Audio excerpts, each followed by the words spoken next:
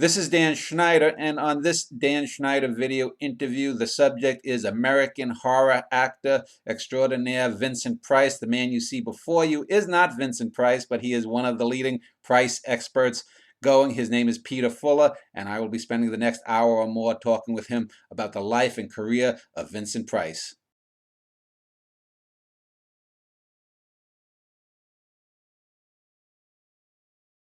Well, I want to welcome Peter Fuller to talk about Vincent Price. Price has always been one of those actors that I always loved.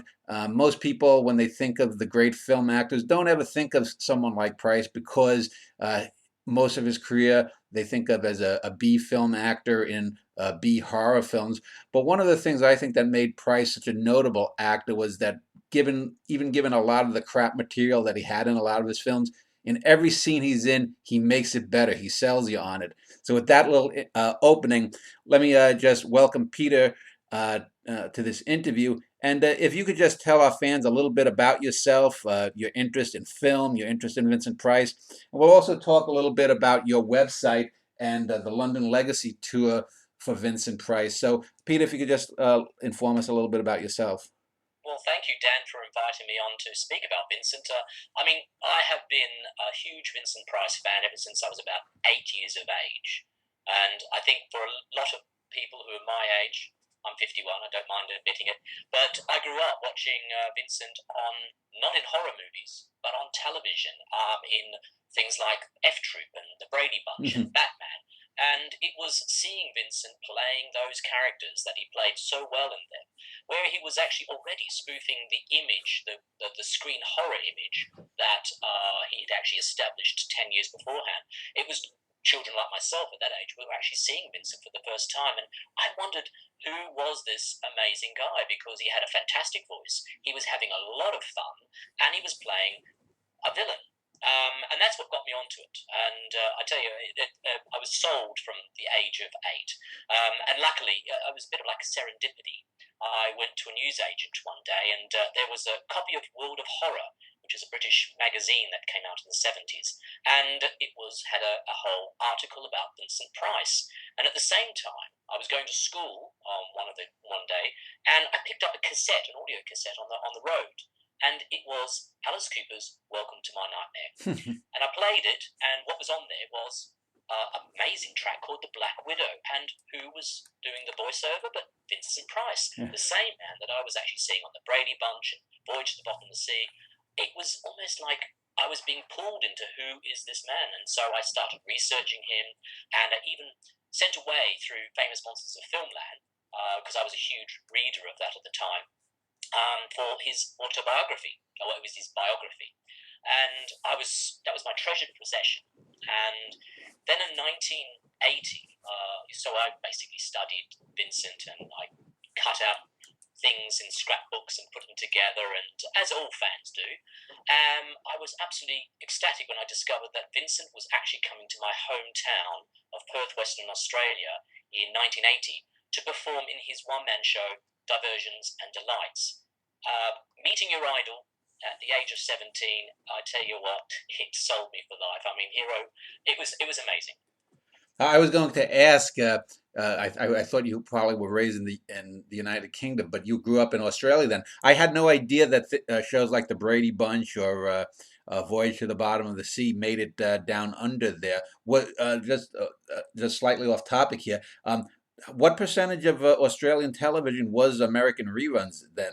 Oh, quite a lot, actually. Yeah. We had two national networks, 7 and 9 at the time, and they were both probably 50-60% American content. So, we all grew up with the same as what everybody else was growing up with. But we had the benefit of having British content as well. So we had Doctor Who on one channel, Lost in Space on the other. Well, Vincent Price Legacy.uk is the name or the URL of your website. So let's talk a little bit about the website and the Vincent Price London Legacy Tour. Is that an annual right? Is this sort of like a convention for Priceaholics, I guess? I might go back to 2011. when it was the Vincentennial in Yeah, St. Louis, Missouri, his which Tom 100th. Yeah. Stockman actually organised. And I decided to travel out there because I thought this was the time for me to actually go and see the birthplace of Vincent.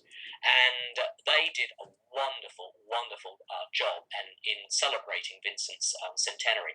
And whilst I was there, I met with Victoria Price, and it was we got on very well because what had happened was that a couple of years beforehand, she was selling a lot of memorabilia from her dad's collections of her dad's estate in a garage sale, and she felt that she had a lot of stuff that was Vincent's, and he actually said to her that he wanted the fans to benefit from that. And one of the items in that auction that she did was actually his 1928 diary, travel diary, and which I actually have here. So this is it here.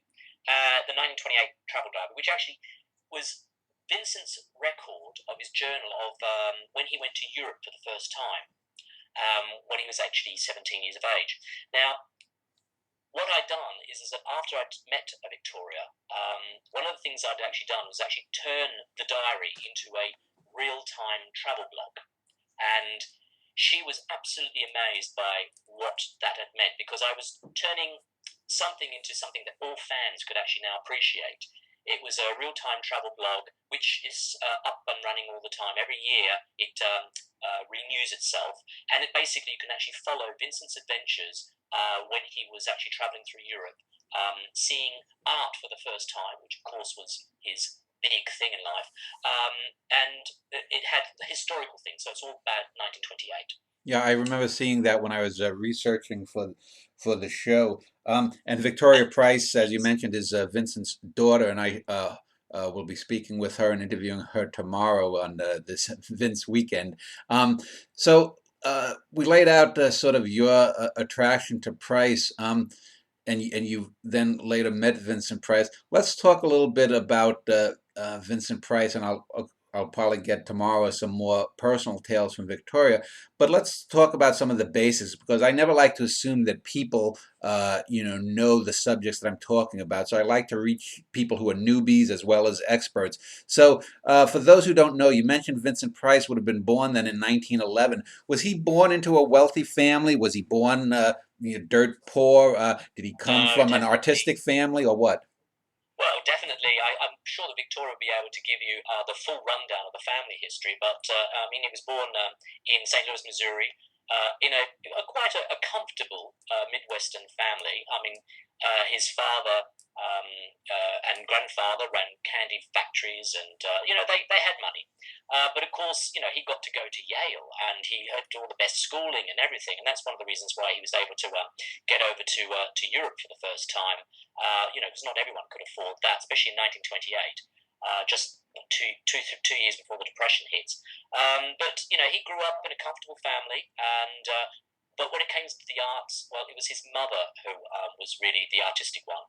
But he pursued his career in art as an art historian. He wanted to study art history, and that's where one of the things that is fascinating about Vincent Price is that, of course, he's a committed Anglophile. He loved the UK. He loved London, and after his first journey in 1928 to London, he actually returned after graduating from Yale to study art history at the Courtauld Art Institute here in London, and that was in 1934. Now, that was where he also got the acting bug, and he ended up, of course, performing in a small theatre called the Gate Theatre, which was a subscription theatre, because he wasn't an official actor, so he could actually do it off the cuff, so to speak. And Yeah. and that was where he actually started his roles in performing. And of course, the big one, of course, was Victoria Regina, where he played Prince Albert. And on the base of that, because of the fact that he was quite tall, quite good looking, looked a bit like Prince Albert, and actually had the benefit of being able to speak German, that he actually got the part. And he did very well here. And of course, that actually kick-started his career back in America, when the whole production was then restaged in Broadway. Now, I'm looking on some websites about his life and career. It says that he also performed with the Mercury Theater, Orson Welles' famous company. Did he was he ever actually directed by Welles? And if so, what was his relationship to Welles? Well, that was all part of that was a repertory theatre company. So Orson Welles, of course, had actually set up the Mercury Theatre because of he wanted something different. He was very good at he wanted a different kind of approach in theatre. He was on a big sort of theatrical scale, and he had a small group of people who, of course, became the Mercury Theatre players. Joseph Cotton was in there. There's loads of other people, and of course, Vincent was just one of those people. And it was there, of course, that he met his first wife, Edith Barrett. I believe they were working on The Shoemaker's Holiday, and that was about 1930 or something, 38, something like that. Yes, something around about that. And that was when he, just before he actually ended up going to Hollywood to be in his first film, which was Service Deluxe. But yes, he cut his teeth on Victoria Regina on Broadway, and then once that had finished, because they had quite a long run, there was two stagings of that. Then he went and did a lot of stock theatre in order to actually understand the craft, because Vincent had actually fallen into acting. He got a good job, one good role, but that didn't mean that he was an actor. So he actually went off because Helen Hayes, who was his leading lady in Victoria Regina, she encouraged him to go and actually perform in stock and actually understand the craft. And that was where he ended up in the Mercury Theatre, again, understanding the craft of acting, which was a real learning curve for him. So you answered one of my questions I was going to ask if Price had ever made it to Broadway. Did he? Now that's early in his career, and we'll just jump ahead a little bit because a lot of people don't even associate Vincent Price with theater acting. In his later career, in his later years, when he was at the height of his fame, did he ever go back to Broadway? Well, I mean, of course, his big role on Broadway was, of course, in Angel Street, which was in 1941. And that went for about 1,295 performances over 4 years. And that was, of course, that was the first time that Vincent had really found that playing the villain was a role that he could play with aplomb. And of course, later in his career, he returned. Of course, then once Hollywood called, he actually went into Hollywood. But he did return to the stage time and time again. He performed in Peter Pan. And he also performed in another Broadway production called Darling of the Day. Now, that was in 1968. Unfortunately, it was a flop, despite the fact that actually it got a Tony for its leading actress, Patricia Routledge. Mm. So you mentioned how he sort of transitioned over into Hollywood, and just looking at a bit of his filmography. So he never went off during the Second World War, or was he one of those people that was like doing USO shows, or? Now I discovered this only the other day, is that Vincent was colorblind. Oh. And therefore he actually wasn't he wasn't enlisted. Oh, okay. So that's one of the reasons why he remained behind whilst other people actually had to go to the front. And that was according to Victoria. She only told me that. I only learned that the other day. So. Well, that's interesting to hear. I know that I'm just looking at his early work for the first through most of the 40s. He hadn't gotten by that time associated with the horror films. I mean, I see that he had a role in the Invisible Man Returns and Abbott and Costello Meet Frankenstein, but that's hardly the stuff he became famous for. I do remember most famously for me his role in Laura, where I think he played sort of a character that was sort of the equivalent of the Ashley Wilkes character in Gone with the Wind. He was sort of the secondary character there, and I do remember that role. And the interesting thing too is it was before his voice became the Vincent Price kind of voice. It was a more softer, more malleable voice that he had in some of those earlier roles. It's like you can feel him becoming Price, but yet he's not quite got that sort of delicious, wicked voice that became so famous. I think yes, you're absolutely right. Especially those early roles, Service Deluxe, if you've ever, which was his debut, as he used to call it. He's got a very high voice, and the same in well, it was House of Seven Gables. It's quite a high sounding voice, and I think what the key was is that he was learning that through radio, because at the same time he was then also working a lot on radio, and of course he was the original saint. He was Simon Templar. He was the first. Oh, really? And that really helped him. And even that, he's got quite a high voice in that. But if you all the dramatizations that he would do, because all of the films that they used to do in the 40s and 50s, there was always accompanied with a radio dramatization version of it. It encouraged people to go and see the actual film. And I think with him working in radio, it actually changed the timbre on his voice, but also the roles that he was getting, especially the more villainous roles, things like Shock, where he changes the tone of his voice. This radio work, was this in the UK or in the US? Oh, it's all in the US, Oh, yes. okay. I had no idea about a lot of his radio work. You mentioned Simon Templar. Was he on any other? Did he have any other noted roles?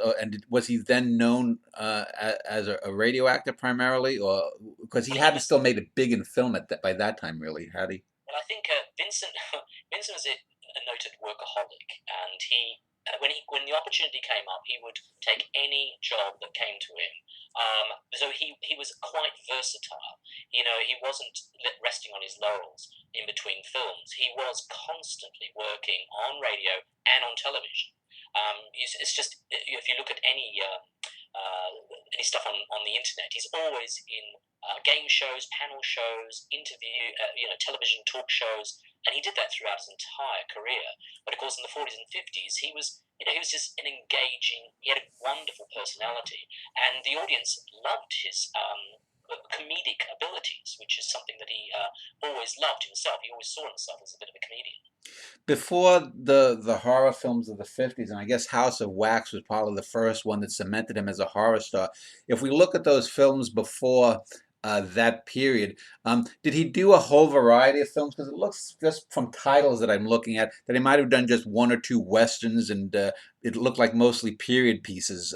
Was the historic epic sort of what he specialized in before getting associated with horror? No, I think what it was that he started off with a contract at Universal, and then when that finished, he moved over to different studios and also did a lot of independent work. It was based on the contract that he was doing, so the projects that he was getting was assigned to him by the studio because he was working as a part of the studio system. But of course, he was very lucky in some respects. He got to do things like the Ten Commandments with Cecil B. DeMille, Mm. which is got he's just one of millions of other Hollywood stars in it. But let's face it, when you are working in Hollywood, you have to do a DeMille film. Yeah. Well, let's end this first segment on the early part of his career before we get to sort of the prime stuff that he's known for, the horror stuff.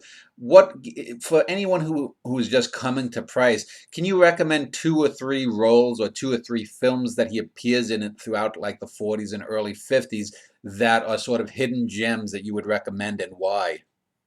Well, I think I'd have to say Dragonwick, 1945. It was Vincent's favourite film. But not only that, but also a great indication of the kind of gothic anti-hero that he would play in the Corman films in the 60s. It's a great film. It's worth checking out. Was this an Arthurian kind of film, King Arthur? It sounds like.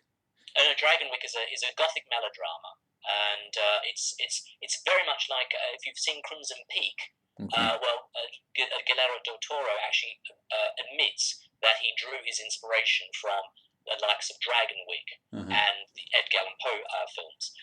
So that's one that I would recommend. And the other one, of course, is Laura, because it is probably one of the high points of film noir in its entirety, but also it just has a fantastic story. Vincent is brilliant in it. There are missing bits. I've always been wanted to find out. There was a bit where he's supposed to be playing the piano, and it was cut from the final film.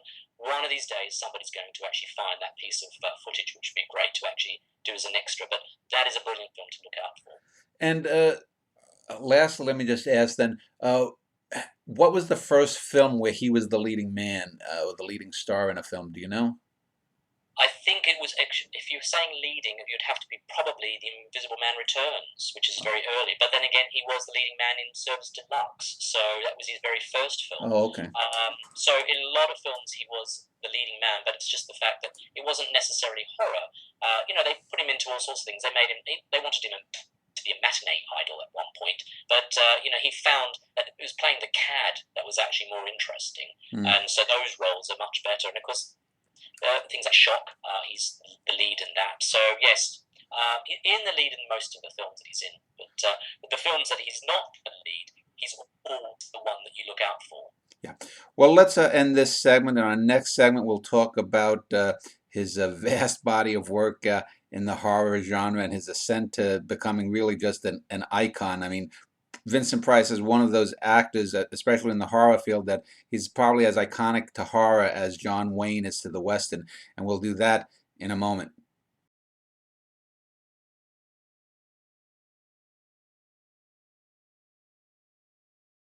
In this segment, I want to talk with Peter Fuller about Vincent Price's main claim to fame that still resonates all these years after his death, and that's him as a horror icon. I ended the last segment stating that Vincent Price is probably as known in the horror film genre as John Wayne is associated with the Western genre.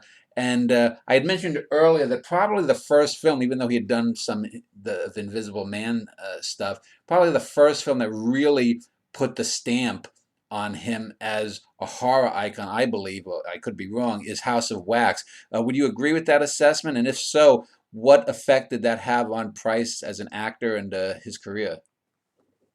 Well, I think with House of Wax, it was a novel thing because I don't think it was seen as being a horror movie or a jump into like becoming the horror legend that he ended up becoming. It was another role. I mean, at the time, he was. I remember he was. Not that I remember that. I've read that he was given a choice between doing something on in the theatre or this production of House of Wax, and he aired the House of Wax because what was interesting thing was is that it was actually using a new technique called 3D, because at the time, of course, Yeah. television was actually big and was taking over over people going to the cinema, Yeah. and he thought, well, this is like interesting, so he took it because of that, and he also took it as that the character of Henry Jarrett was very much of something that he was going through at that period in his life, because this was a character who basically has everything taken away from him. He has, he's a sculptor. He has this wonderful exhibition, and it gets taken away from him, and he gets, like basically destroyed, and he goes out for revenge. And very much that is reflective of what Vincent was going through at the point in his career, because there was the McCarthy blacklist that was happening at the time, the big communist witch hunts, and a lot of his friends were finding that they were seeing that their lives were being destroyed by that, and it was something that was reflective of what the period. So he took that on board, and not as but he felt that playing that character of Henry Jarrett, he wasn't an all-out monster. He had Yeah. a lot of sympathy for him, and that is the kind of thing that we found with a lot of the villains that Vincent would subsequently play. That they always had a bit of sympathy about them. Yeah, looking at his filmography, it's another 5 years before his next really iconic horror role, The Fly. But I'm looking at some films here that he did in '56 and '57. He did Serenade with Anthony Mann, While the City Sleeps with Fritz Lang, The Vagabond King with Michael Curtiz of Casablanca fame, DeMille's Ten Commandments, and then The Story of Mankind with Irwin Allen, the disaster film king of the '70s. That's quite a run of five directors of note to work with. If we can just take a little slight detour, do any of those films stand out there? Because it sounds like just from the title that While the City Sleeps was one of Lang's films noir. Anything stand out about that five-film run there? Well, I think the interesting one is the story of mankind, and it's not so much the film itself, because it was a bit of a bomb. It was the fact that Vincent got to play with Ronald Colman. Uh, Now, this was the second time that he played with Ronald Colman. The first time was in Champagne for Caesar in 1950, and that happens to be probably another one of Vincent's favourite experiences, because Ronald Colman was the actor that he idolised most when he was studying to become an actor himself.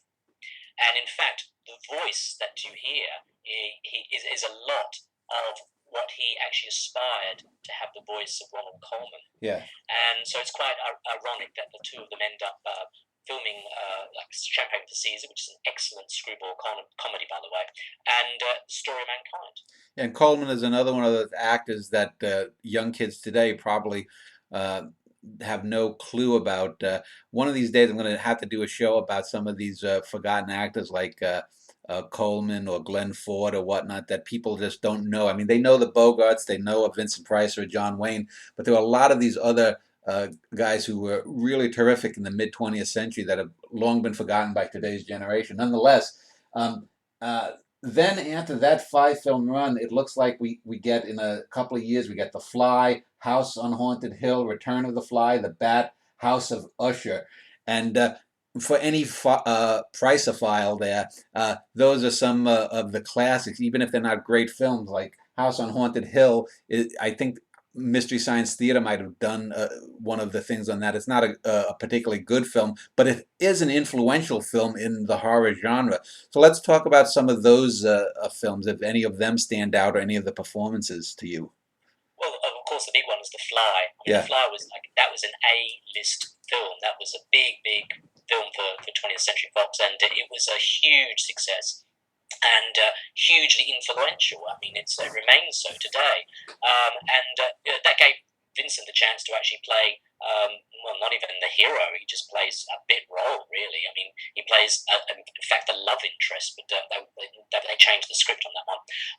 But it was actually the William Castle films that you mentioned, House on Haunted Hill and The Tingler, which really cemented the beginning of Vincent's horror screen persona. Yeah.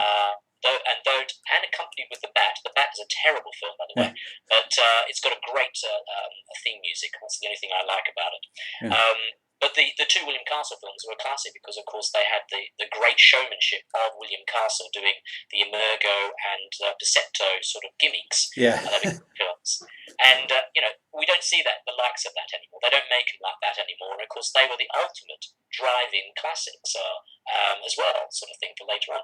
But then, of course, comes the big turning point when Vincent decides to take up Roger Corman's offer of doing what is the first color horror American International Pictures, sort of like part of their cycle of the Edgar Allan Poe cycle. Yeah. Now that was the biggest turning point in his career, especially when you comes to terms with him making himself the horror, the king of horror. Yeah, and before we get to that, I just want to say The Tinglers was always one of my favorite films because the monster in that is such a bizarre little thing, and the sort of breaking of the fourth wall is so sort of tongue-in-cheek that whatever faults that the film has, it's one of those films that you just kind of like because it's so bizarre and it's so silly rather than scary that and yet again, Vincent Price plays it straight there. And the thing is, he brings a gravitas to some of those scenes that even if you've got, Clark Gable or someone to want to do a film like that, they couldn't have done it better than Price did because he's just this rock steady presence that says, okay, this is totally absurd. This little monster, it looks like a giant arachnid or something that can't move that well. And yet he I think he sells it, and you're there with him. Yes, there's a Tingler right over my shoulder here. I've got one in the corner. Yes, and of course Vincent gets to use his voice. It's in those William Castle films. It's the one where you hear the Vincent Price voice that we've all become to love, and they are great, and he does bring that gravitas, and it's him. Really solidifying that horror screen persona that we know so well. Yeah, and just looking there, it looks like he did some other things outside of the horror genre. There's something, Confessions of an Opium Eater, though. Was that a horror film, or was that Well, more? that's the infamous exploitation film by Albert Slugsmith. I can't remember his name now, Yeah. but it's a travesty, but well worth checking out. In fact, it's based on the Thomas De Quincey novel Confessions of an Opium Eater, but it's a very weird. Trippy film about white slavery in San Francisco, and it's bizarre to see Vincent playing this opium addict. It's quite bizarre. It's got you have to see it to believe it. It's very trashy and well worth checking out. Yeah, and when you talked about Roger Corman, and after he did Pit and the Pendulum, I see a Tales of Terror, Tower of London, The Raven, Haunted Palace, and then a few others later on. Which do you think of those of that Corman cycle in the '60s? Do you think was the best use of Vincent Price, and was the best performance? Well, I think we have to do a rundown here.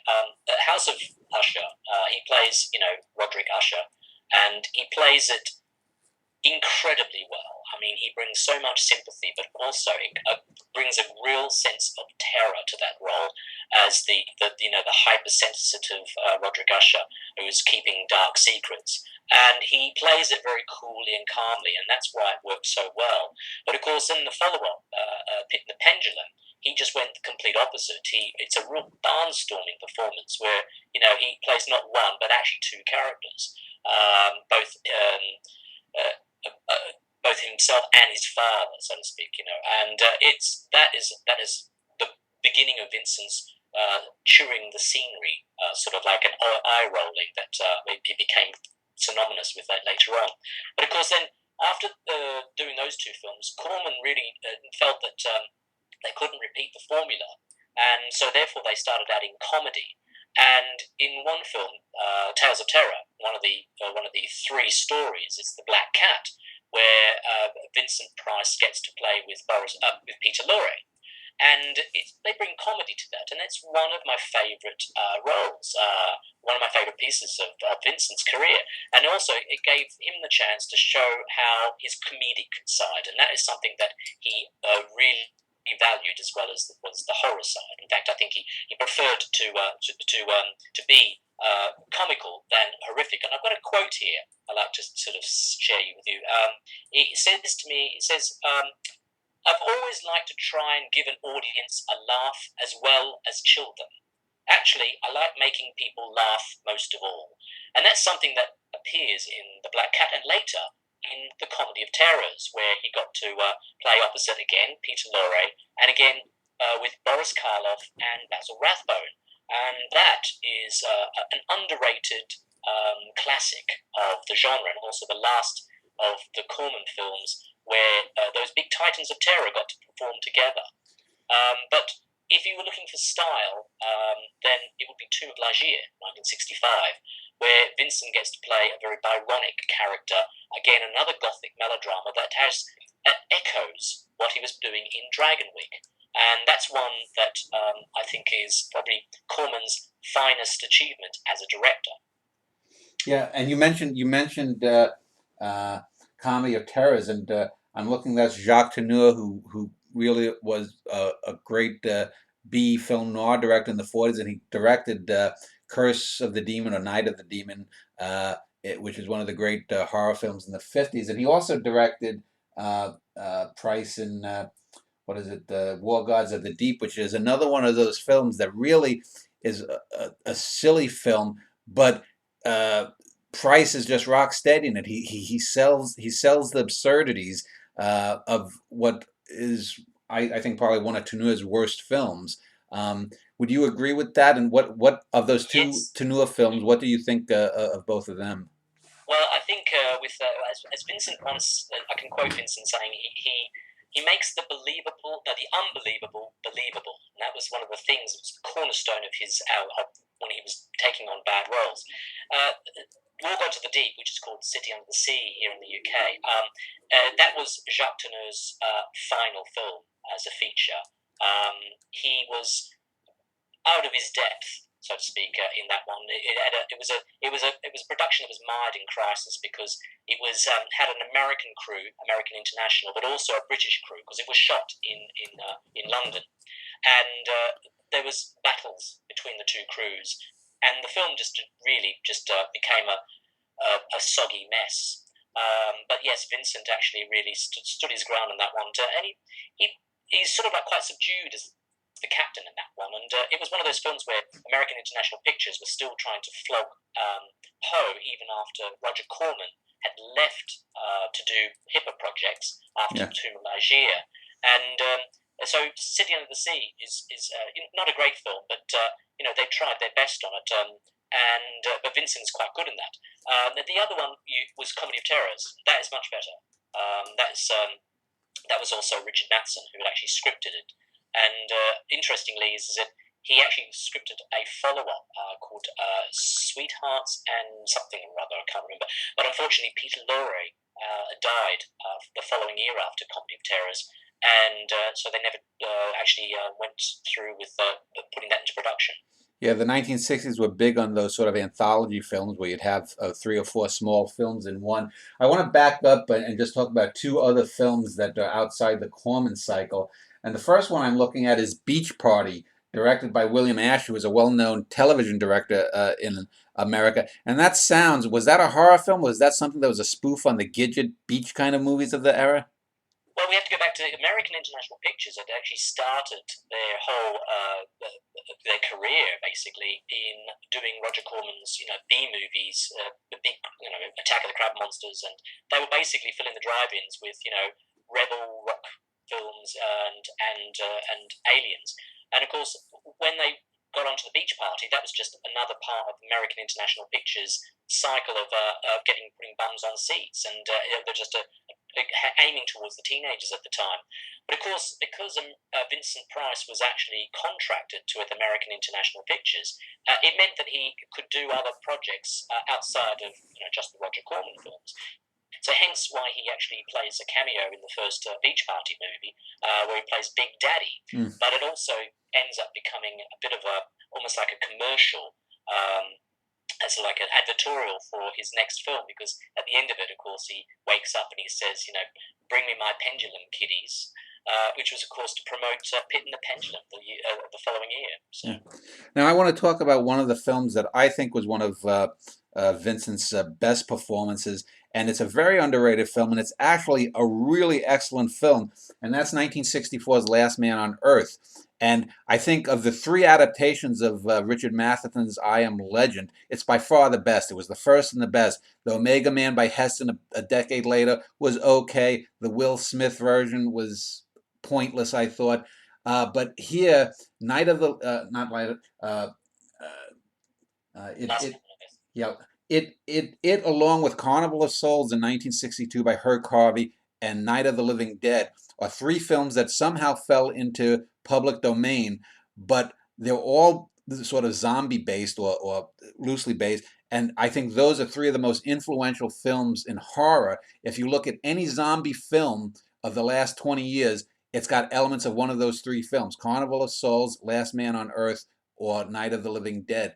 And it's really, and I'm looking at the director was Ubaldo Ragona, who I don't know much about there, but 1960s there are shots in that are wonderful in black and white that evoke Michelangelo Antonioni, one of the great directors of all time.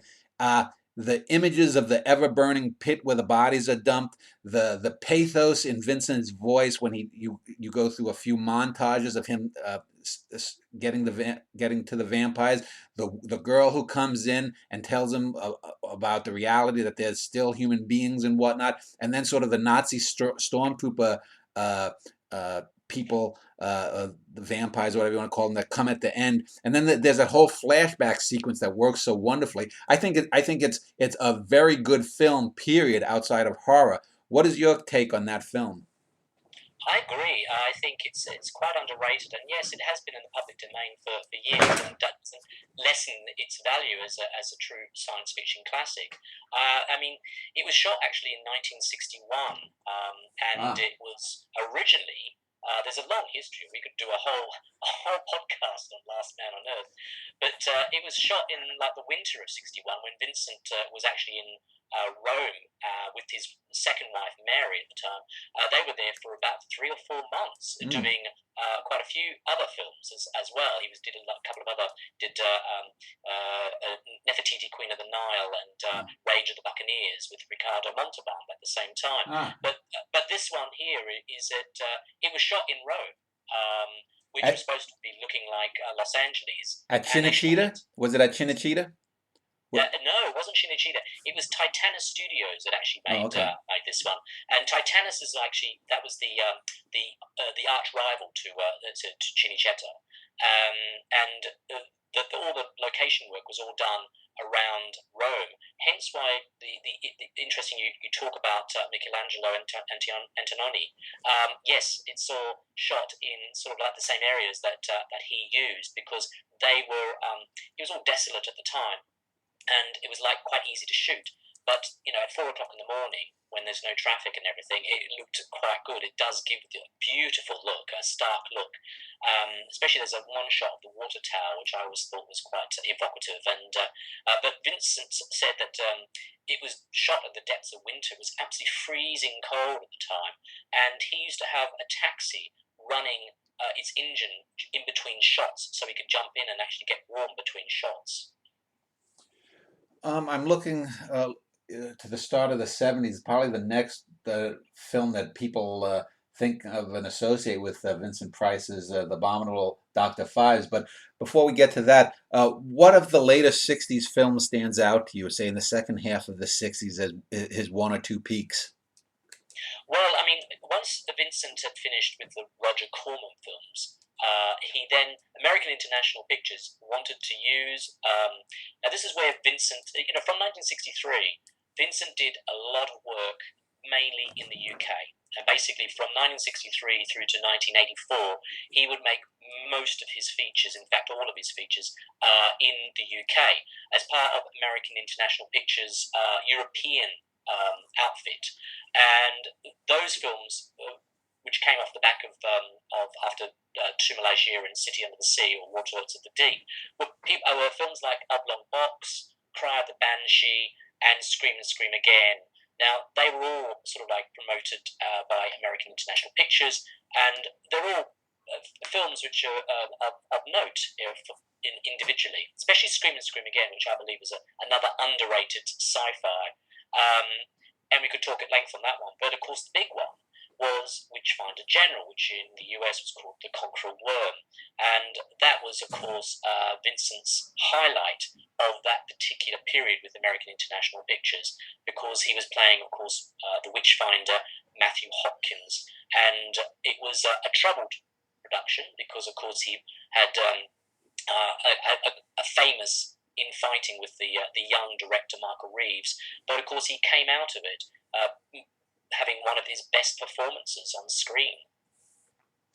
Now, the Abominable Dr. Fives is perhaps, I would say, in the horror genre, Price's best known character. Would you agree with that? And if so, let's talk about that film nonetheless, and its impact, because that to me was probably his signature 70s role that said Vincent Price is still relevant as a horror icon. What do you think about the role and the movie of Fives? Well, I think, yes, you're right. But by early 1970s, Vincent was quite tired of his contract with American International Pictures because he was being offered these roles which weren't giving him the kind of satisfaction that he wanted.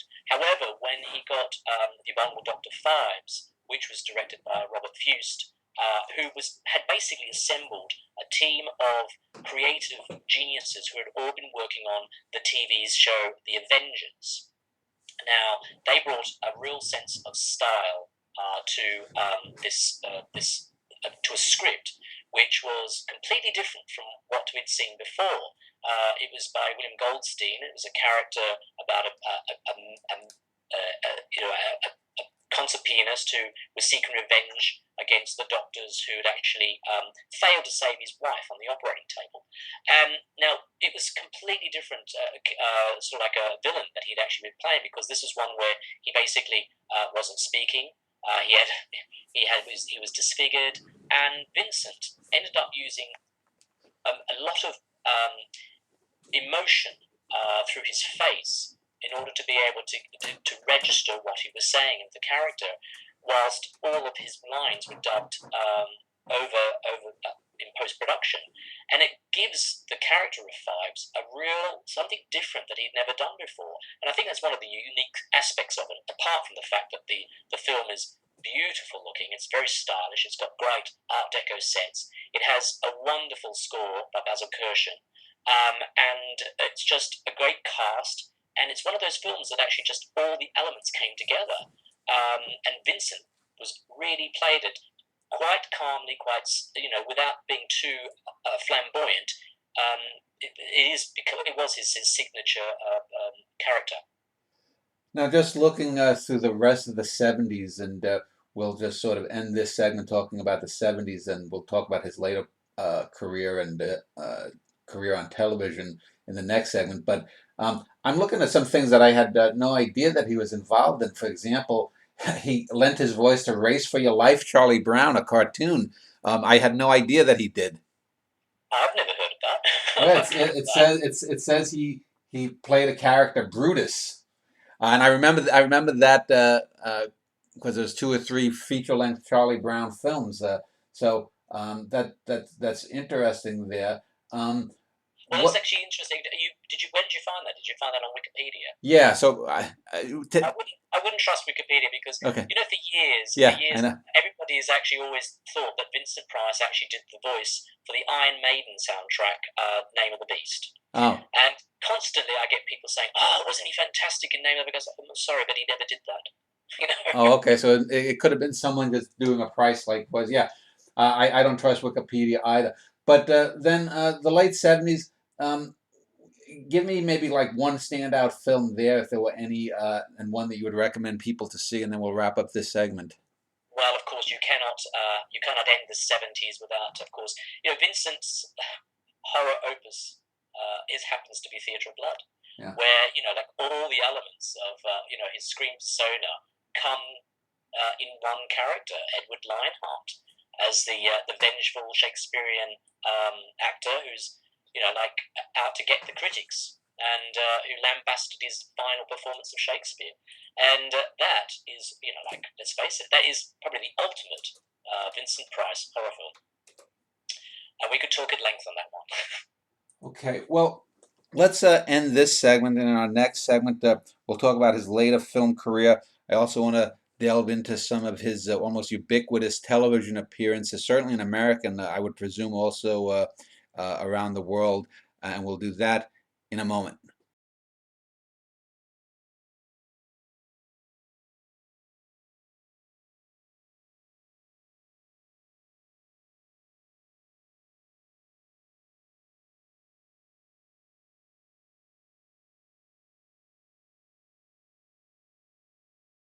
Vincent Price in the Drapery Folds. An indignant resign resides in the box that shapes his eyes within the frame of the world, windowed and decorated and fluttering in the motions of motion you largely see but choose to ignore. His earlier career was a banal extravagance, and to here, where the flesh remembers no time, he was not creepy and old and decaying, with silent eyes that entwined you like the billowing cloth which frames your gaze away from television and into the real world or out into it, because all is tragic when one is without, as he in between the cloth and the glass, or the divine chaotics of wish and snowflake.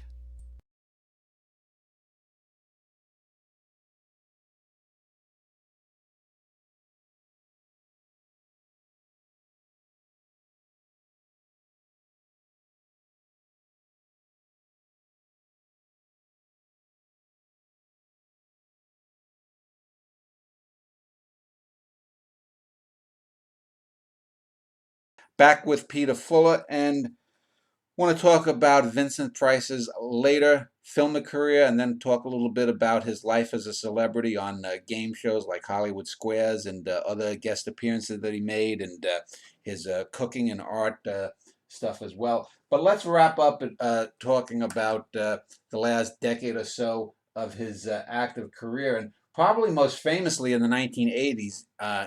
I'm looking, and I do remember this, that he did narrate Michael Jackson's Thriller. That was indeed Vincent, wasn't it? Not. That was indeed Vincent. There's a long story for that one.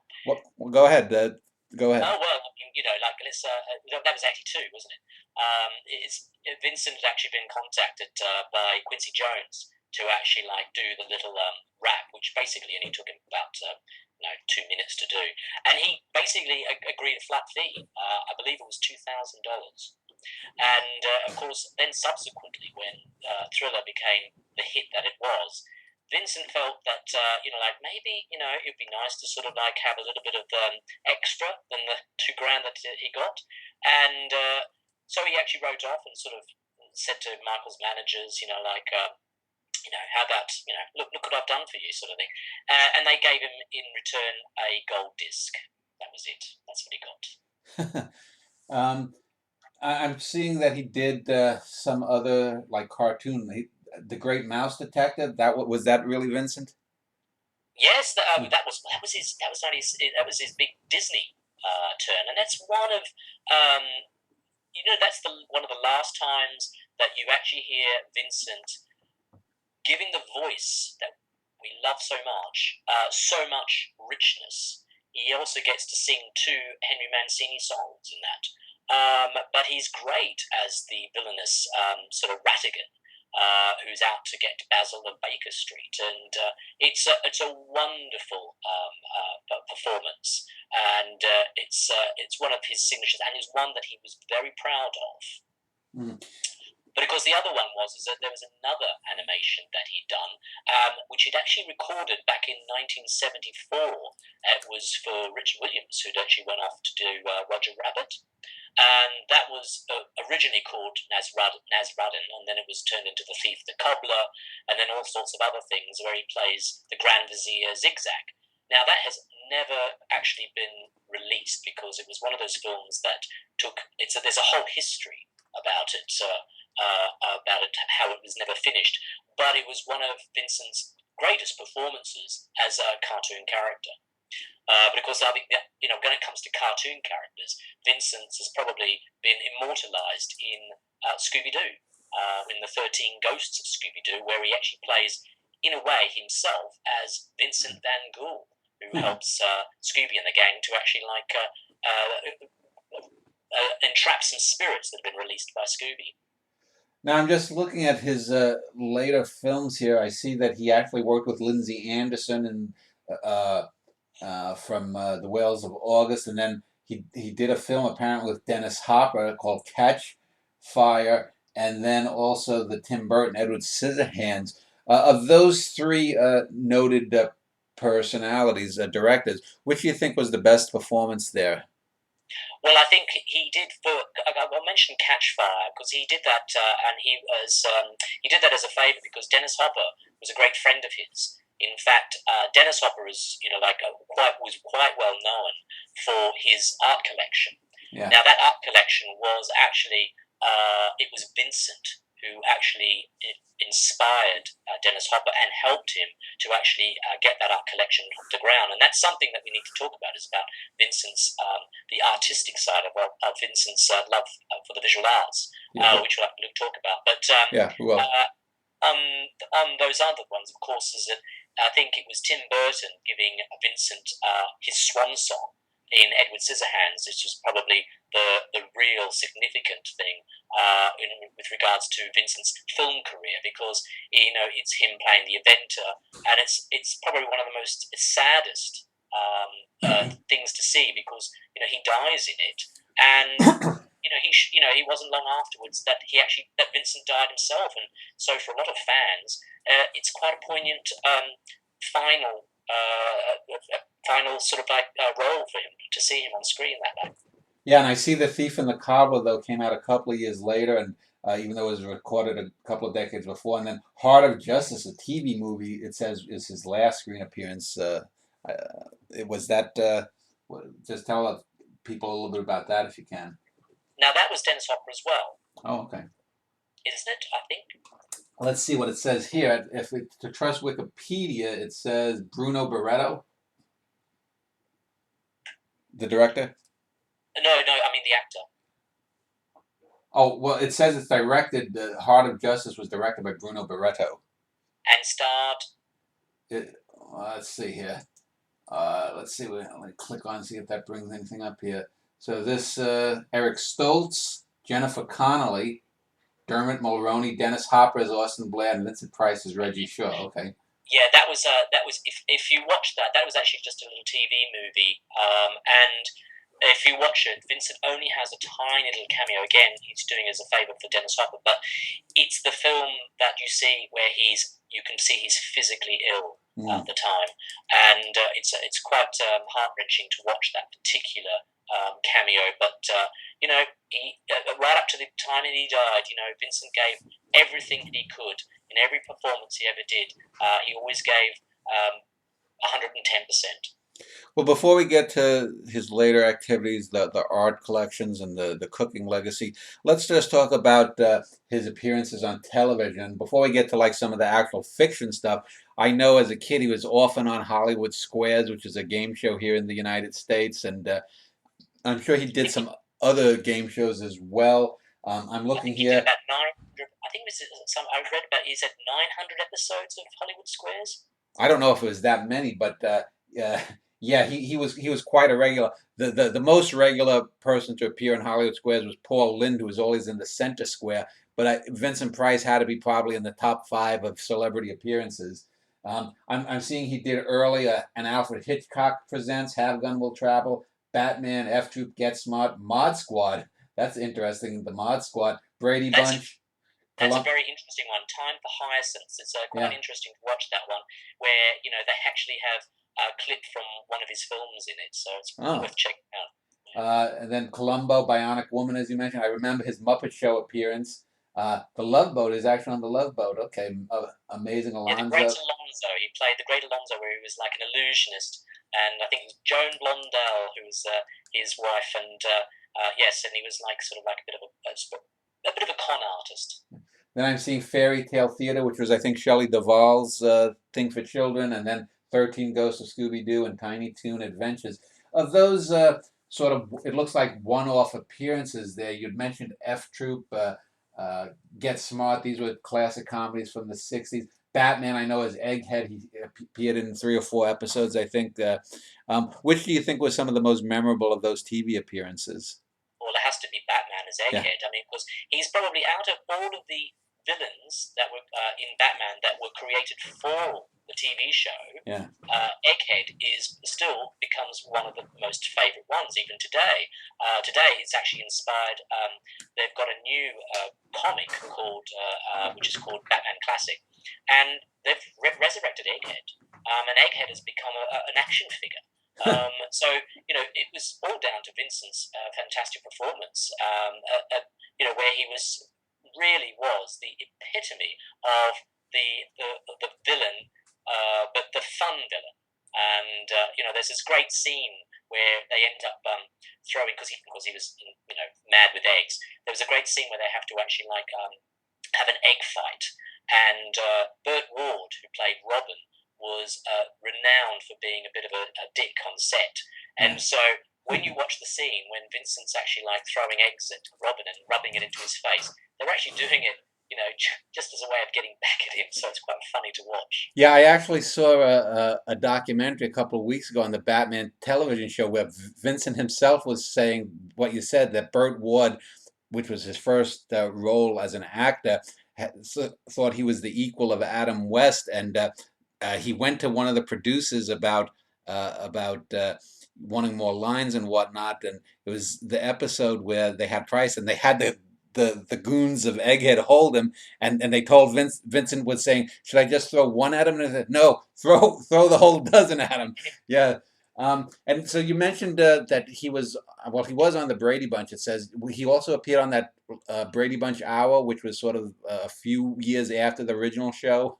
Yes, Vincent actually got cropped up with various other people, but he ends up again. This was when Vincent had decided after finishing his horror movie career back in '74 with Madhouse, he actually started actually making fun of that horror screen persona in all of those guest appearances in a lot of TV shows. There was always a creepy, sinister element to his Yeah. character, and even in the Brady Bunch Variety Hour, which was they would bring Vincent on, but it was Vincent playing scary, the scary Uncle Vincent Price. Mm. So there was this one scene where Greg Brady actually moves out of home and actually gets his own apartment, and Vincent actually tells him that it's haunted, and it's hilarious to watch.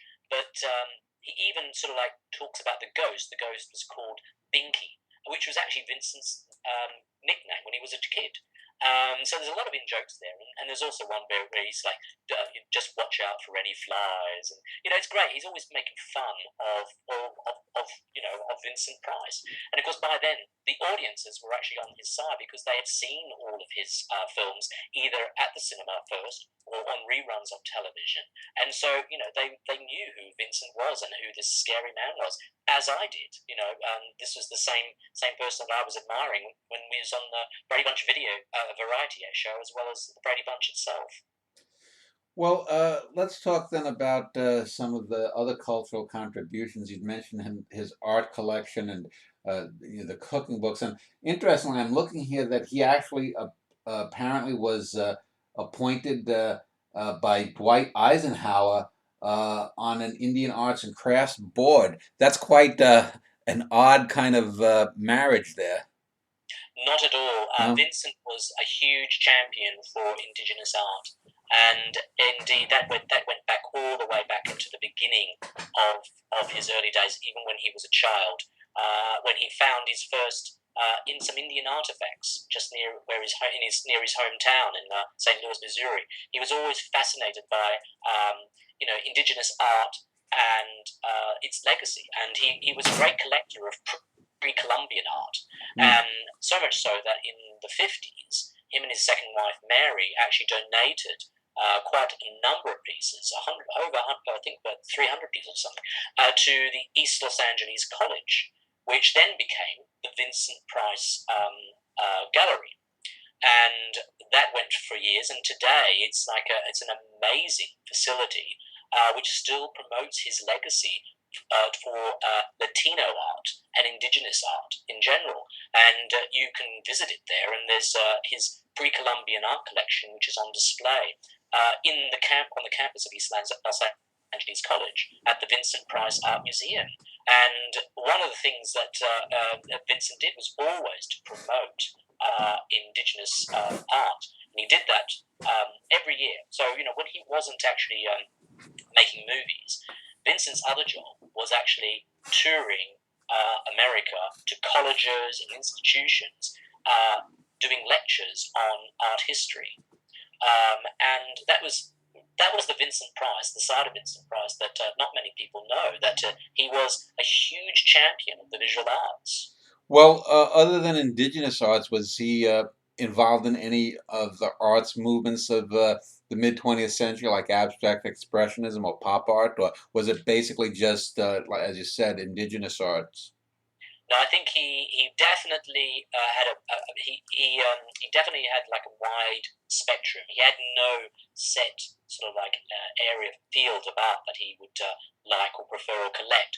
But I know that in the 40s, him and George McCready actually set up one of the first sort of like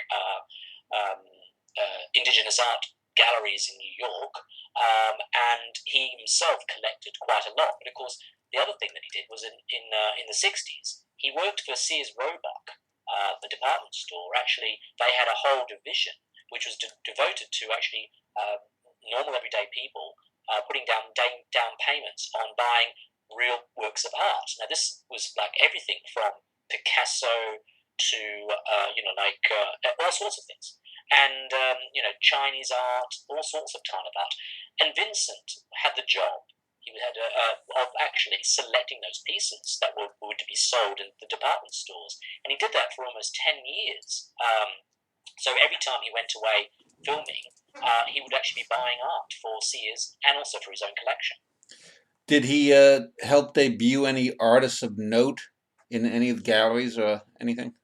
That's something that I'd like to do a little bit of research on. Actually, is that something that Victoria Price and I have been thinking about, looking at exactly what was the legacy of the Sears Roebuck collection. It's something that's it's worth looking into, but not that I know of. So was he considered an expert on the art in the sense that was when he was did he ever like set the prices or for some of these artists make their reputations in that way by buying some of the art pieces and putting them on display? I think what he was doing, he was actually like he always said, "I like what I know," which was the title of his one and only autobiography. It was a visual autobiography, which is all about his passion for the visual arts. But when he was working for Sears Roebuck, he would actually whatever he liked, took his fancy, he would actually buy it.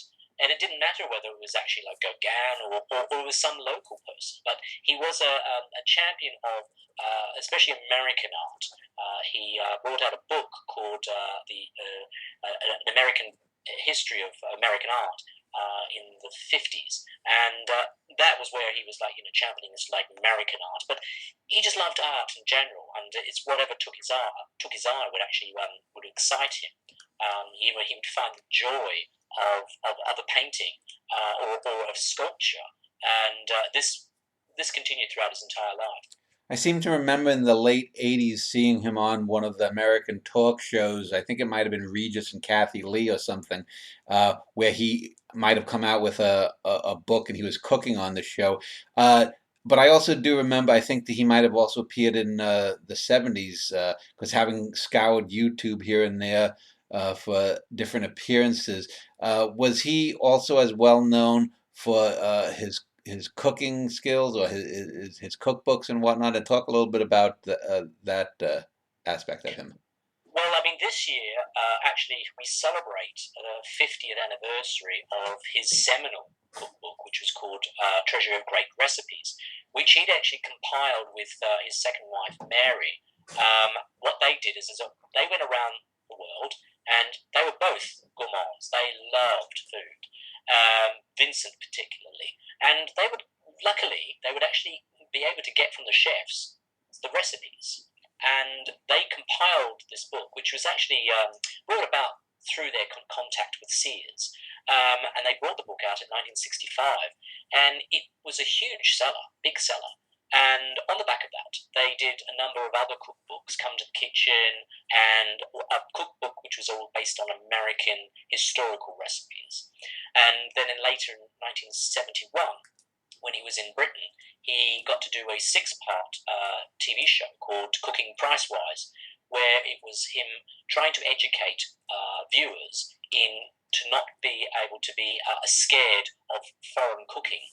And that book was subsequently published, which had lots of recipes which today, of course, we all take for granted. But in the 1970s, people looking at goulash would go, ooh. Before I forget, did Price himself actually paint as an avocation himself? No, he did not. However, in his later life, he did actually do some watercolors, which I've seen. But no, he felt he had a better eye at, even though he was colorblind, he had a better eye at looking at the visual arts rather than actually painting himself. Did he ever champion photography or small younger filmmakers? Was he ever had a hand in promoting younger filmmakers or photographers as well? No, I think he was more adept at being a lecturer in art history. In fact, in the 60s, he became the most sought after lecturer. Excuse me, and the highest paid lecturer in the US. Mm. He was doing something like 30 weeks and 30 colleges and all that sort of thing. It's, it's amazing, his stamina. But what he did do is that when he was doing those lectures at art colleges, he was not only just giving a lecture, he would stay afterwards and actually talk to all of the college students and spend time with them one on one, and listening to them, listening to their ideas, and it was something. It would have been amazing. I would have loved to have been one of those college students. Was his expertise limited to the indigenous arts, or was he also talking about Impressionism or the classic paintings, of the Dutch masters or anything? Yeah, definitely. He actually, when he was at the Courtauld, his thesis was in Dura, so Uh-huh. etching. And of course, he bought his first etching, which was back in 19. Oh, when was it? Let me see. It was 19. Can't remember now. I had it here, but he bought it for I bought it when he was like about 12 years of age, and bought it down payment to and that was the first thing he ever did. But his life was always surrounded by the visual arts. He was that was the cornerstone of him as a person, rather than as a horror actor. Well, let me end this segment just talking about something that I just noticed here. It says that Vincent Price was a gay rights activist when his daughter came out as a lesbian. I don't know if that's Victoria or not, and also that he did one of the first AIDS public service announcements in America. So, talk a little bit about that aspect of him. How political a creature was Vincent, either regarding gay rights or any other issues like civil rights or feminism? Well, I think Vincent was one of those people who came from a traditional family where you didn't really speak out about certain issues. It was impolite, really, and I think he kept his beliefs very much to himself in a lot of ways, and he knew what to say when. In 1977, he ended up doing his one-man show, Diversions and Delights. Now, that was about Oscar Wilde, who's probably the greatest living gay person ever. And let's face it, 1977, and you're playing a gay role. No, it's not gonna. It's one of those things where that was pretty brave to do that, and I think without him actually saying it, he was showing that gay rights was something that it's not to be spoken about at the time, but I think it was his way of sort of saying, look, it doesn't matter, let's just get on with it. But I think, what was your other point? Sorry. Oh, it's just saying he did the first AIDS public service announcement as well. I've never actually seen that. I don't remember that at all. Okay. Well, let's end this segment, and in our next segment, let's talk a little bit about his death, the later years, his death, and his legacy, both critically and in pop culture. And we'll do that when we return.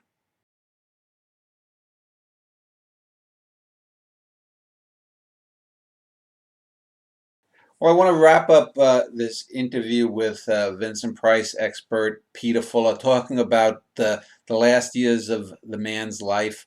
And I see that, and also his legacy. I see it says that Price suffered from emphysema. And I do remember, I think, on the Hollywood squares, this was back in the days when people could still smoke on television. I think I do remember seeing him either with a cigarette or a cigar puffing on some of those episodes. So was he? He was, I guess, a lifelong smoker. I presume. Oh, he was definitely a lifelong smoker. I think you can speak to Victoria about that one. She'll know better than I do. But yes, he was a lifelong smoker. But in fact, it was it was a combination of lung cancer and also Parkinson's, which really debilitated his health in later years. But that's not to say that smoking's bad for you. Yeah, I also see it says that he had hosted the public television show Mystery here in America. And I do now remember that as well. So let's talk a little bit. Well, before we do, it says he was married multiple times. Was uh, uh, Victoria, who I'll speak to tomorrow, was from his second wife? How many times was Vincent Price married? Well, Vincent was married 3 times. His first wife was Edith Barrett, who was part of theatrical royalty. They met, as I said earlier, back in 38, married in 39, and they had a son, Vincent Barrett, in 1940. But they subsequently they divorced in around about 48, and that was due to reasons. And then Vincent actually ended up meeting Mary Grant, who was a costume designer, and of course Victoria will tell you all about that tomorrow. But and of course they had their one daughter, Victoria, Mary Victoria, in '62, and then of course comes. Like Vincent in 1972 was really like hitting a midlife crisis. That was at the end of his contract with American International Pictures, which had come to an end. And he was actually like given the role of Edward Lionheart in Theatre of Blood. And it was on that location, that which was shot in London in '72, in the summer of '72, that he met his third wife, Coral Brown, who was an Australian actress who was a bit of a self-made woman. She owned a lot of plays that were performed in the West End, and she herself was a big name on the West End in the 40s and 50s. But when they met, they were both in their 60s by now. They fell madly in love, and anyway, they ended up carrying on sort of like an affair over the summer. And it was actually at the end of, after finishing Theatre of Blood, that when Vincent returned home to the US, that he realised that his 28-year-old marriage to Mary was actually over. And he and Coral ended up marrying in '74, and then the two of them moved from London and settled in LA in '74. And then the two of them became like this sort of like wonderful new bohemian couple. I remember Vincent used to say, "Oh, we fell in love, and then I entered my caftan period." And they were an amazing couple. They were very witty, very stylish, and they had great, friends over in LA, and it ended up being the place where all the expats used to hang out. And they used to like hang out with people like Roddy McDowall and John Schlesinger and people like that. But of course, the two of them ended up wanting to become a theatrical couple. And it was Coral Brown who actually wanted the two of them to actually go back on the stage together. So they did that in 1975 with a French light comedy called Ardell, and that was done here in London in 1975 with Charles Gray. But unfortunately, it was a bit of a flop, and Vincent was very upset about that, and because he felt that he'd let Coral down. But of course, then he got his mojo back when he did Diversions and Delights. And of course, the two of them, they had a wonderful relationship, and they even actually appeared together at a TV show, which was a 4-part miniseries called Time Express. Now, do you remember that one, Dan? No, I don't. I just wanted to ask though, did you actually get to know Vincent Price before his death, other than the time you met him as a teenager? Did you meet him a handful of times? No, I only met him that one time back in Okay. Australia when I was 17. When he and Coral were actually, because Coral was from Melbourne, and she had actually after Vincent had actually done, because Vincent did over about 800 shows on Diversions and Delights, over 3 years. And part of that was that Coral wanted to go back and visit her family that she hadn't seen since she'd actually left Australia back in the 30s. And the two of them went back to Australia as part of a 46 show tour of Australia. And so it was that time that I met Vincent. Unfortunately, Coral didn't come over to Perth at that point. She stayed in Melbourne. But apart from that, is that I've only ever followed Vincent's life through research and through following his career, and as we all do, through his films, his television appearances, his radio shows, and his many records. The wonderful records that he used to do for Camden. The reason I asked was because I guess I can ask Victoria if you don't know. I was wondering, do you have any sense that Vincent Price may have had some regrets about his career, and that he wished he hadn't gotten maybe pigeonholed as a horror icon? Do you think he would have preferred to have been known as just a great stage actor? Did you ever get any sense of that from things you've read or heard from Victoria? Absolutely, yes. My research, especially when it came to the time of Theatre of Blood, at that point was very crucial in his career. What you remember is that he'd been working for American International Pictures. He had a contract with them from 1960 all the way to 1973, and he was pigeonholed in those roles then, and he didn't want to do another horror film. And it was Theatre of Blood. Thankfully, he did Theatre of Blood. He did actually accept it because it was an independent production company that gave him, a film that he could be proud of, a horror film that he could be proud of. But what he really felt is that he felt that he wanted to be regarded as a proper theatrical. He wanted to have people acclaim him to be. Wanted to see that he was a really good actor. But it was only in Diversions and Delights that he was able to do that. In fact, in 1992, he said, my role as Oscar Wilde was my greatest achievement as an actor.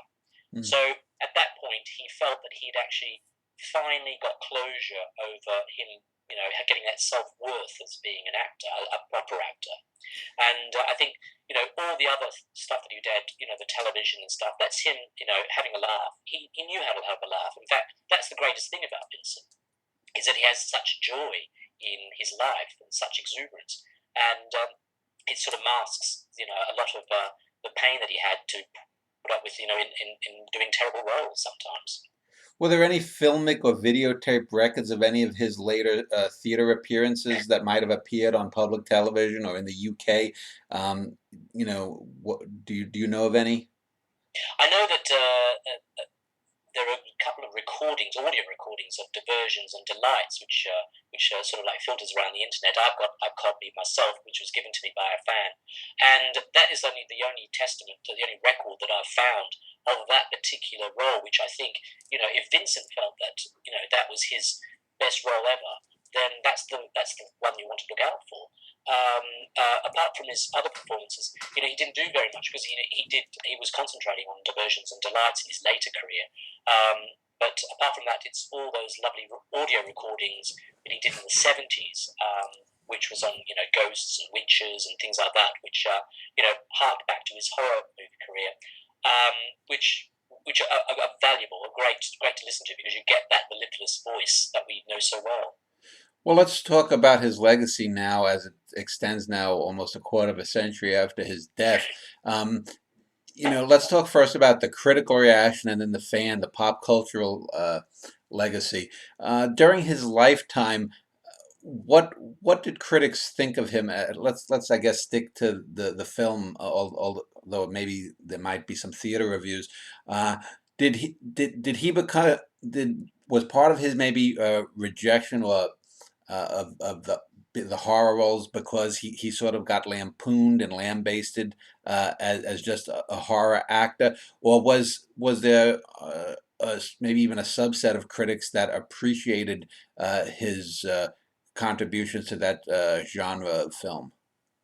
Well, I think in these early days, of course, if you think, from the 1930s to the 1940s and 1950s, he was a stock character. He was moving from studio to studio. So, his reviews for all those films are particular about the character that he was. But, when you start looking at from like the Roger Corman films onwards, which is where, every summer from 1960 onwards became an annual event. You were going to see a Vincent Price film because Roger Corman and the American International Pictures were churning out those Poe films. And after the first two, House of Usher and Pit the Pendulum, that's when you start getting like the idea of like what kind of role Vincent was doing, especially after Pit the Pendulum, where it was a bit sort of like he's going overboard. I've read lots of reviews where they actually refer to, well, it's Vincent doing his characteristic Vincent.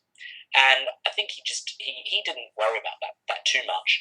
But I think what it was is that it was the reviews which really counted were films that were important to him. Things like Laura and even Witchfinder General. Did he ever work for the Hammer films, or was that sort of Christopher Lee's domain? Now, I believe that there was one instance where there was a possibility that Vincent was going to be in Taste the Blood of Dracula. I've read that quite a few times. However, I think it was particular period in British film making at the time in the late 60s that a lot of co-productions were being made between production companies. So, Hammer were reaching out for money. So they, got money from Columbia or Seven Arts, and therefore you have American money coming in. So therefore that allowed different casts, different actors to be able to come in, different crew to come in. However, that didn't eventuate. It's one of the reasons why you find with things like, War Gods of the Deep, that was an American, it's American International Pictures, but it was shot in Britain because it was a co-production with Anglo Amalgamated, who'd done Mask of the Red Death. And, there were some possibilities, and there's quite a lot of possibilities that he could have done, but he never ended up doing that outside of, if it wasn't American International Pictures, then he wasn't going to be doing any other films. We talked a little bit about some of the Italian films he did for a couple of years. Did he ever get contacted by Dario Argento or any of those 60s, not the spaghetti, there was the famous spaghetti westerns, and there's also the spaghetti horror films. Did he ever get contacted by anyone there? Not that I know of, but he did do a very interesting western. In fact, he did two very interesting westerns in the late 60s. One of which was shot and made in South Africa, called The Jackals, where he plays a gold prospector fighting off a group of gunslingers. That is a film which is again underrated and shows Vincent playing a straight role and very well. And the other one was More Dead Than Alive with Clint Walker and Anne Francis, which is again where he plays quite a brutal sort of carnival show sideshow owner, and meets a very, very horrific death. Well, let's talk about some of the fans that he had over the years, and certainly I mentioned your website, which will be linked below. Anyone watching this video, vincentpricelegacy.uk. Are there any other notable fan clubs or fan sites? Are there annual Price conventions, or is he still big at horror conventions? Well, he's huge, and I think that is all down to the dedication and the amazing ability from Victoria Price. She's really promoted her father's legacy and continues to do so into a new generation, and taking it into a whole new generation, a whole new direction. And this has all started back, thankfully, at Vincentennial.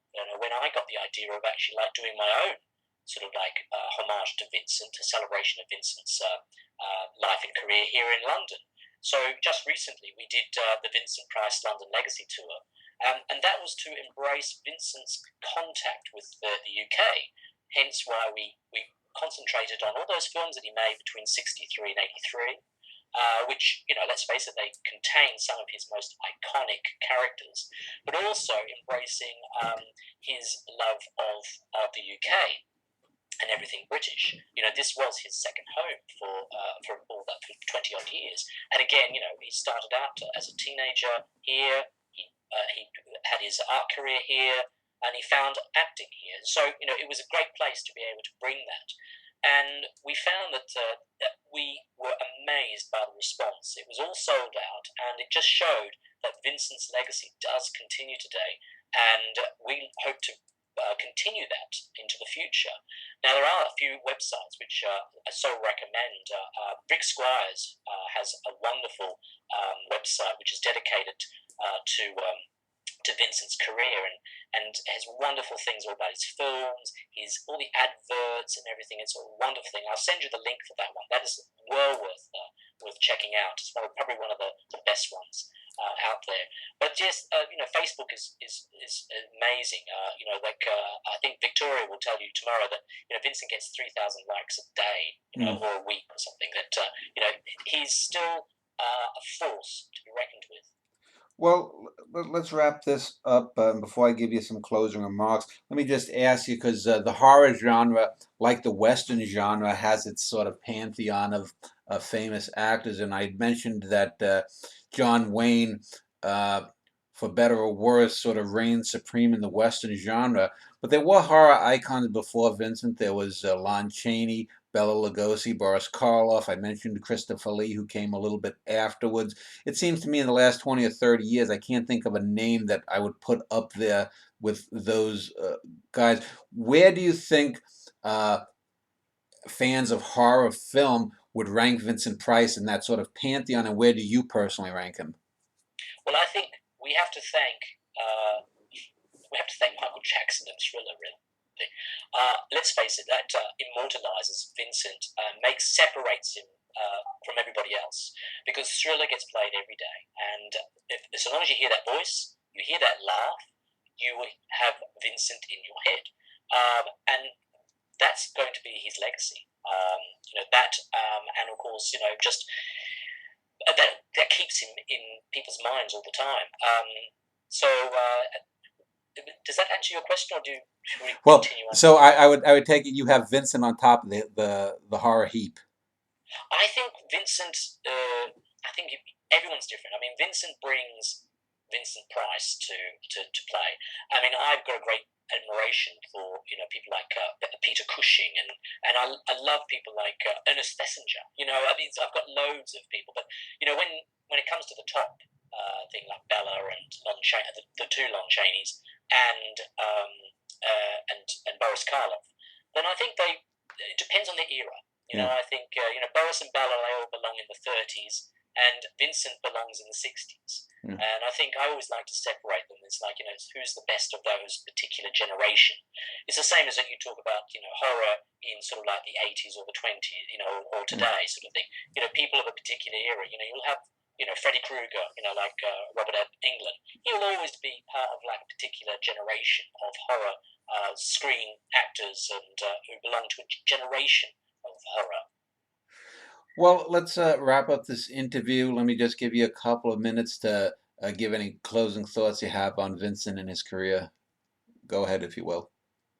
Well, I think it goes back to what we're talking about is what makes Vincent Price stay in our minds, and what makes him so unique as one of horror screen's greatest villains, and I just think it's the fact that Vincent brings a lot of himself to all of the roles that he did, but at the same time he has fun with it, and he brings a sense of sort of like educated, obeying, sophistication, but at the same time doesn't isolate everybody. He doesn't separate himself from everybody else. He likes being part of the pack. He likes being part of everybody, and that goes down to the fact, when it comes to him being his love of food. His greatest thing that he loves best is hot dog. He's like everybody else, and I think we all share the joke that Vincent knows the difference between sort of like scaring people and making people laugh, and I think it's great that he brings us on to enjoy that, and that's one thing that I get out of it. Every time I watch a Vincent Price film, I know that he's scaring us, but he's making us laugh, and we're all on the joke. Well, thanks, Peter Fuller, for sharing your thoughts on the life and career of Vincent Price. As mentioned earlier in the show, tomorrow I will be interviewing his daughter Victoria, and next week we'll continue in the cinematic tradition. We'll be talking about the year 1968 as one of the pivotal years in world cinema. So again, thank you, Peter, and it was wonderful talking to you about Vincent Price. Thank you very much, Dan.